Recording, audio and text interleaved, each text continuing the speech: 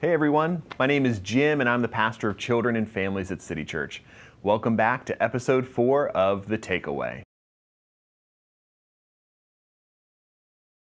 I want you to close your eyes and picture in your mind your favorite food.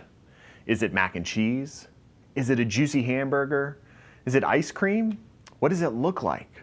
What does it smell like? Now open your eyes. Are you hungry? I know that I am. There's a story in the Bible about a crowd of people, not just 10 or 20 people, not even 100 or 1,000 people, but over 5,000 people who were hungry. John's Gospel in chapter 6 tells us about a time when Jesus fed 5,000 people. And it wasn't just because he had been organizing a big party or had a lot of barbecue like we do when we have the harvest party. No, not at all. Jesus fed 5,000 people by performing a miracle, which is when God does something that only he can do. And how did Jesus do this? Well, we have to remember that Jesus can do things that only God can do because Jesus is God. He has that power. But do you know how Jesus accomplished this miracle in John 6? He asked a little boy for help. That's right. We read in the Bible that when faced with a hungry crowd, the only food that they had were 5 loaves and 2 fish that belonged to a little boy. Now, Jesus is God, right? If he wanted to, he could have made bowls of mac and cheese appear out of thin air, but he didn't. Instead, he asked the little boy to give his loaves and his fish to him. And Jesus prayed and he performed a miracle of multiplying those loaves of bread and those fish so that everyone had enough to eat. Even though we don't know this boy's name, we know that Jesus wanted his help in accomplishing the work of feeding everyone. As a child, you might feel as though you don't have a part to play when important things are happening. But Jesus shows us here and all over the Bible that you matter to God and that he will use you to do the work he has planned.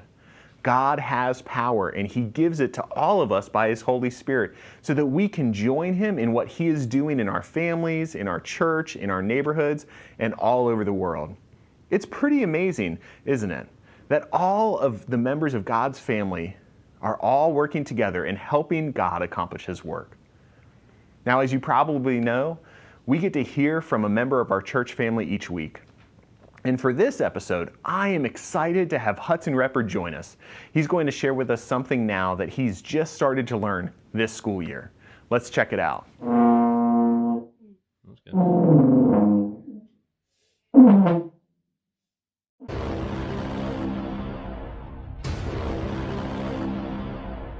Hi, my name is Hudson, and I played the tuba for band this year.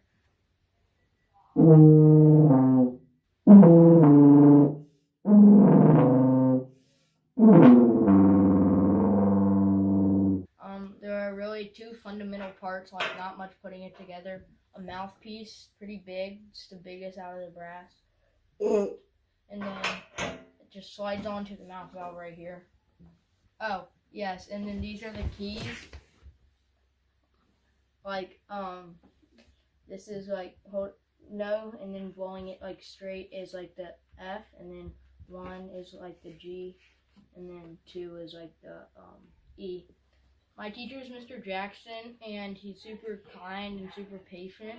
Something I like about it is definitely that, like, we get to, like, do it. I mean, I was surprised that we could do band, like, sufficiently. It's sometimes a little hard to be patient because he has to go through every instrument.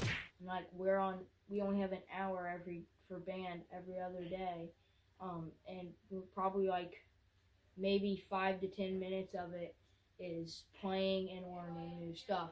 Okay, now let's try. Okay, that was really loud. Thanks, Hudson.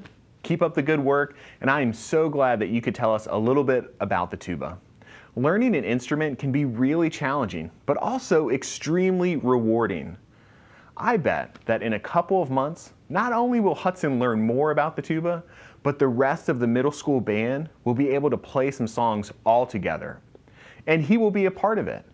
It's amazing how all the different instruments come together to form a beautiful sound during a performance like that. Remember, You might feel small, you might feel unimportant, but your role is crucial. Just like every instrument in a band is needed to play a song. God has made you a part of His family through Jesus, and as members of His family, He has given us important work to do. What you do matters because you matter to God. It's my prayer that in everything you do, you know that you are part of God's plan and that God is at work in and through you. And that, my friends, is the takeaway for this week. I'll see you next time.